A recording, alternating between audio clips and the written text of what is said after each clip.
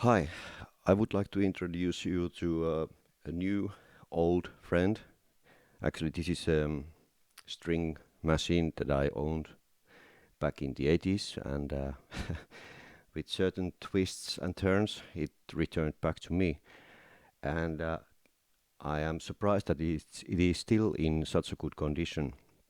This name of this keyboard is Siel, Siel. It was produced somewhere back in the 70s. I think it's from Italy. And next thing I would like to show you, go through all of the sounds that is included with this marvelous machine, and also to speak about the logic of this keyboard as it is. So let's start first with brass. There's four basic sounds included. That's the brass, strings, reed, and piano.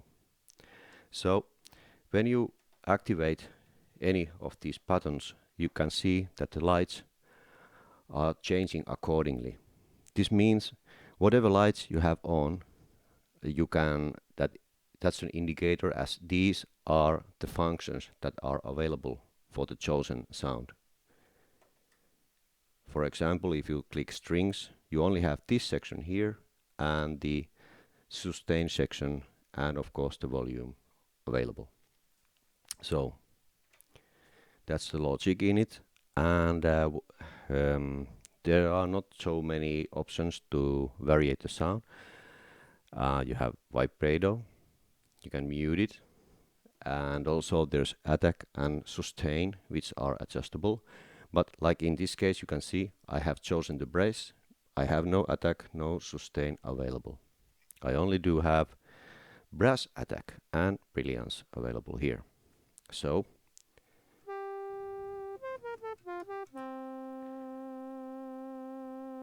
you can hear the vibrato. Vibrato is here activated. Take it off.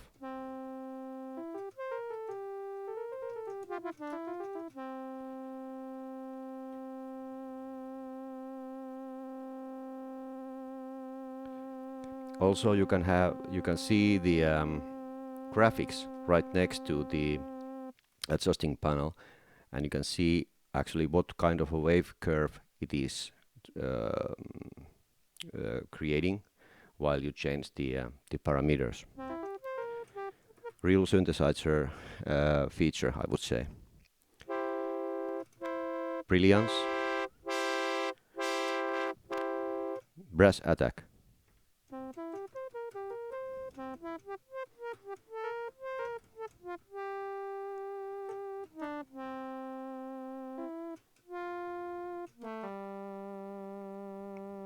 Almost like Pink Floyd sound, right? Well, I would like to think that that's what it is. Anyway, let's move forward. We have strings. Activating the strings, I have this section here. I have this section here available. So let's put the basic sound. That's called here. That's cello.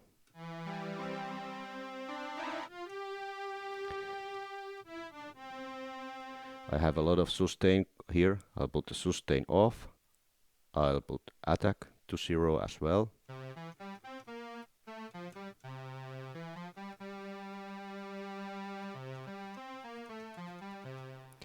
This machine also does have the availability to connect with the sustain pedal and also a volume or swell pedal if you prefer. Okay, so let's move forward. Let's put violin on.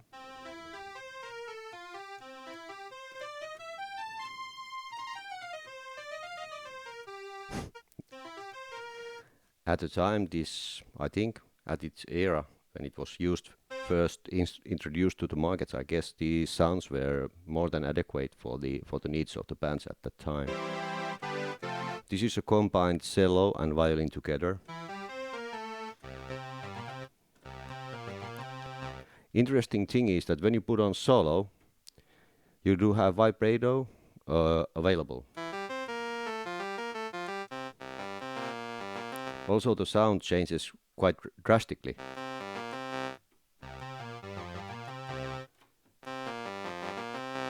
don't know. I can't really figure out what's the logic behind this.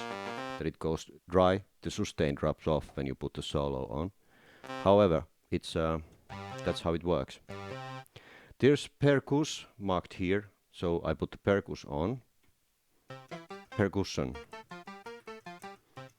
Adding a little sustain here. A little more.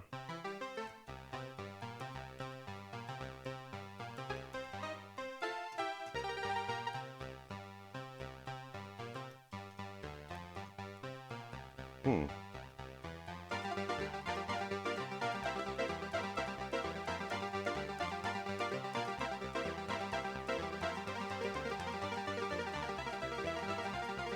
This is very light, this keyboard. You can do quite quick runs with this one. It's not touch sensitive, as you may imagine. What you see is what you get. It's just one way. It's not dynamic. Right. So that was the string section. Let's move forward to reed. And on reed, I don't know what does it really mean. But what we have here, I can see accordion and musette. I suppose this is some sort of accordion. You figure.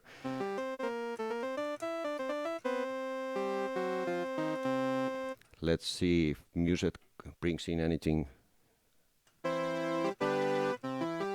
I like that better.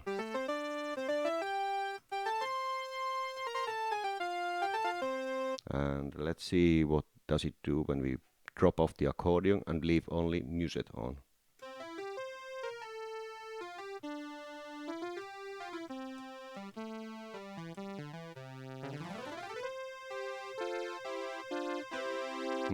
Yeah, well, okay.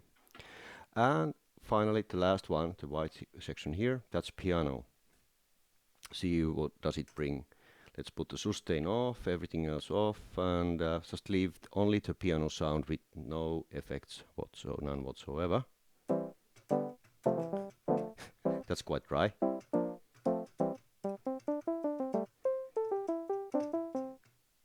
Yeah, well, if that's a piano, well, oh, yeah. A little sustain enhances the sound a bit, then add honky tonk, and we have completely different sound here.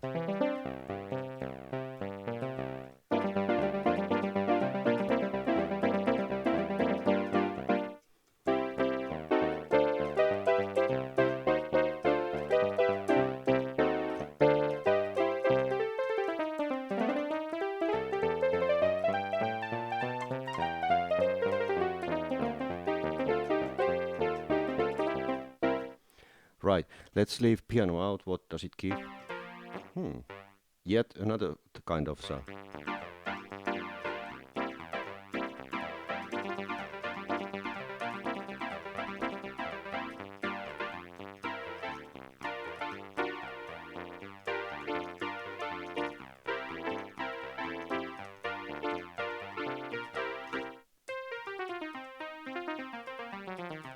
You might notice that I've left quite a bit of sustain here. If I put the sustain totally off, what we have is quite dry, short sound. Well, could be useful in some solos, maybe.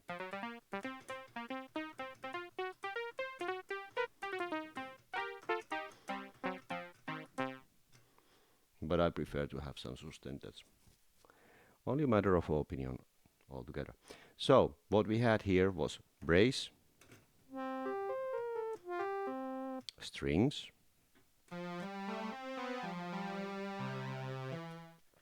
reed,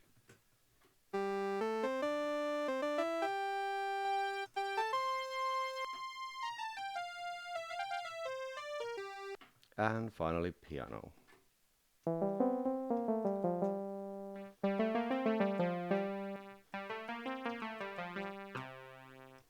So that's how Orchestra Siel works. You have actually at right here, yeah, you can see it in the picture.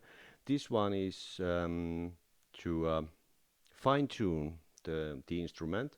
So what you need is a small screwdriver here, which allows you to, I suppose it's half one step up, one step down. Never really tried that much. But over the years, it hasn't changed a lot. On the last band rehearsal, when I tried this, I only had to adjust it very slightly in order to get it into the right tune. Um, I'm genuinely surprised that this instrument is still in such a good condition. And yeah, maybe it will serve a purpose for some recording someday. For time being, I'll probably put it back into its wooden box and keep it there.